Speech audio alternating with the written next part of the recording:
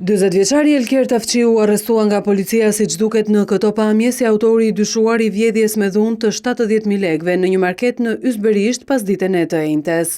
Ai u ndalua duke dalë nga një banesë në rrugën e Qelqit ku 3 punonjës të policisë të veshur civil e prangosën. Përmes një njoftimi zyrtar, policia thotë se 40-vjeçari rezulton të jetë me precedent të mëparshëm penal për vjedhje të dhunshme. Pamjet e publikuara nga TV Klan treguan se Tafçiu futet i maskuar në market dhe drejtohet menjëherë te kasa ku ndodhet punonjësja duke i shërbyer një klienti. Sapo afrohet, ka përcen mbi kasë dhe menjëherë ka prefyti punonjësen, e cila në tentativë për t'u mbrojtur mundohet ta largojë me duar. Pasi merr parata, i kërcen sërish mbi kasë dhe në ikje, punonjësja e marketit sërish tenton ta ndalojë, por fatkeqësisht u dëmtua me thikën që autori mbante në dorë. Gruaja mori mjekim në spital dhe ndodhet në gjendje të mirë.